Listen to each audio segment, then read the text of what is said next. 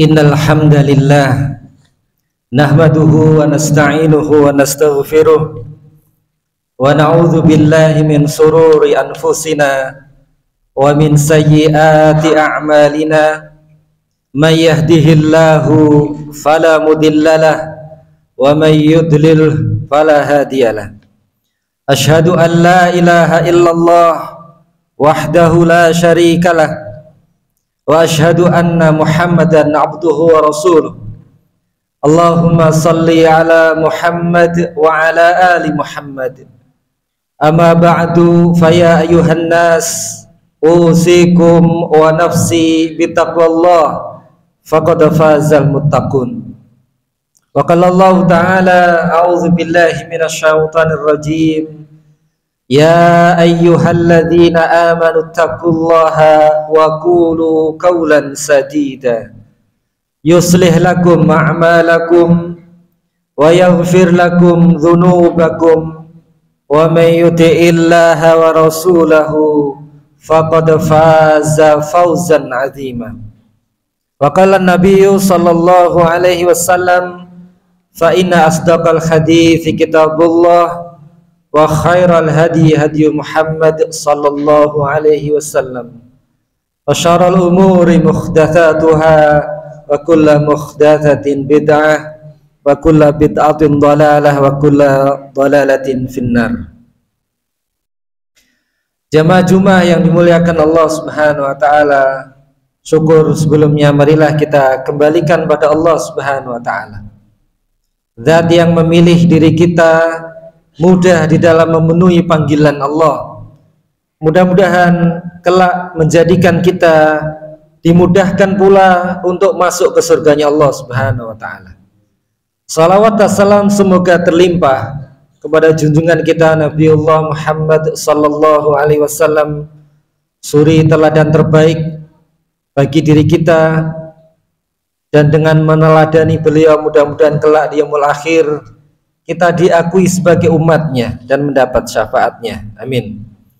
Jemaah yang dimuliakan Allah, selanjutnya khatib berwasiat pada diri khatib sendiri serta jemaah sekalian untuk marilah kita berusaha sekuat usaha kita untuk terus meningkatkan kadar ketakwaan yang hanya diri kita dan Allah saja yang mengetahuinya. Marilah terus kita pupuk dengan amal saleh dan kita jauhi larangan-larangan Allah dan Rasulnya. Jemaah yang dimuliakan Allah, di dunia ini kita tidak hidup sendiri, namun Allah Subhanahu wa ta'ala menjadikan syaitan sebagai musuh yang dia telah berikrar dalam surat Al-A'raf ayat 17.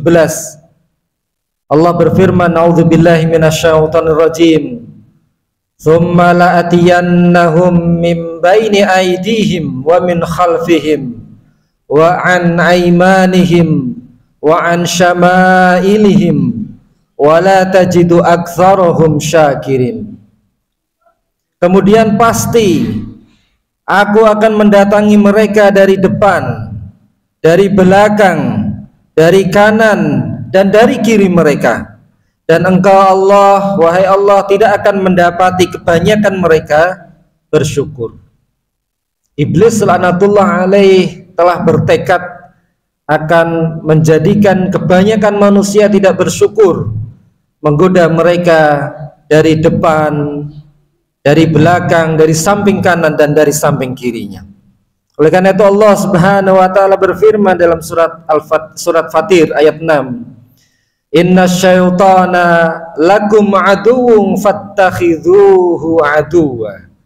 Sungguh setan itu musuh bagimu, maka perlakukanlah ia sebagai musuh. Innama yad'u hizbahu liyakunu min ashabis sa'ir. Karena sesungguhnya setan itu hanya mengajak golongannya agar mereka menjadi penghuni neraka yang menyalanya. Jemaah yang dimuliakan Allah Subhanahu wa ta'ala, syaitan pasti punya ambisi untuk menghancurkan masyarakat Islam hingga ia membuat rencana, makar dan tipu daya. Di antara rencana yang diprogramkannya adalah menggoyahkan pondasi rumah tangga keluarga muslim. Di di mana rumah tangga ini merupakan batu awal dalam bangunan sebuah masyarakat.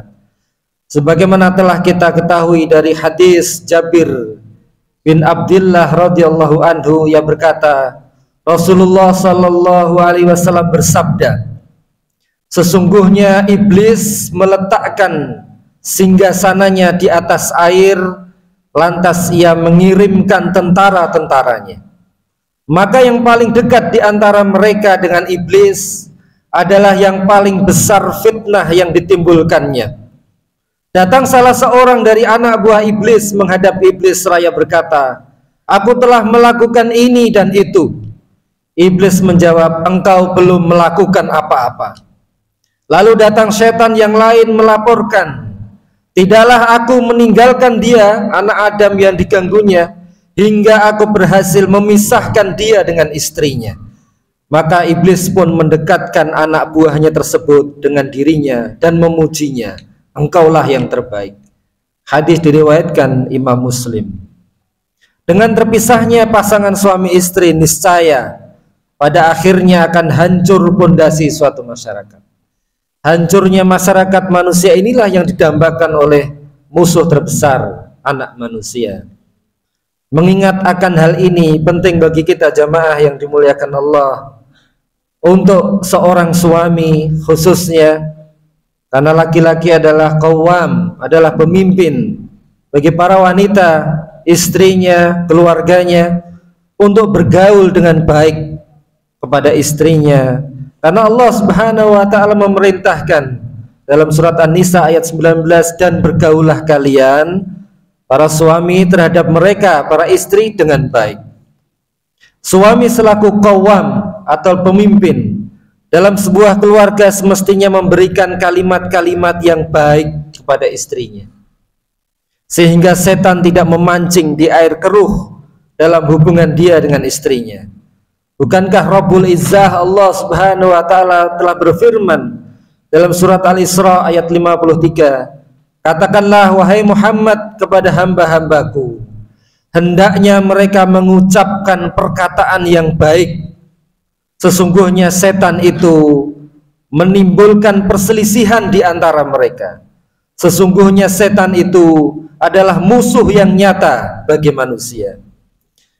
Al-Alamah Asy-Syaikh Abdurrahman bin Nasir As-Sa'di rahimahullah berkata saat menafsirkan ayat ini merupakan perintah untuk mengucapkan seluruh perkataan yang dapat mendekatkan seorang hamba kepada Allah Subhanahu wa taala, baik berupa membaca Al-Quran, berzikir, menyampaikan ilmu atau diskusi ilmiah, amar ma'ruf nahi mungkar, dan kalimat-kalimat baik yang lembut terhadap sesama makhluk dengan perbedaan martabat dan kedudukan mereka.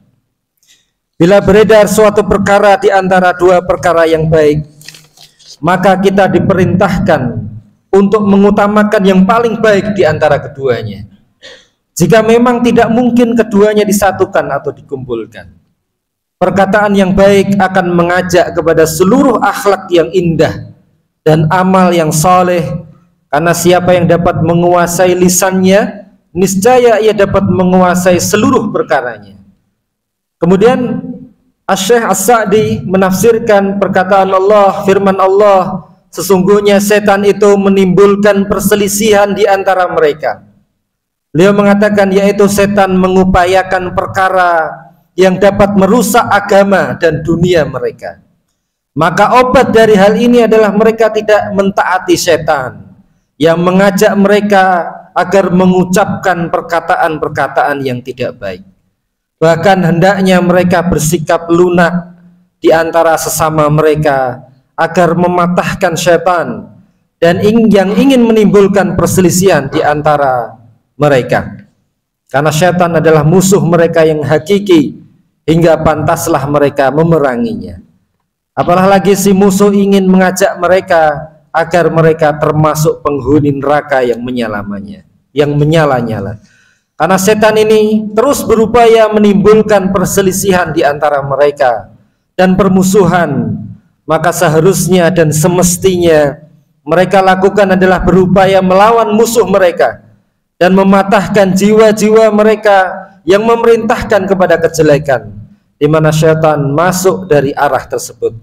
Dengan begitu berarti mereka mentaati Allah Subhanahu wa taala, akan luruslah perkara mereka dan mereka akan terbimbing dengan kebenaran. Dalam kitab Taisir Al-Karimi Rahman.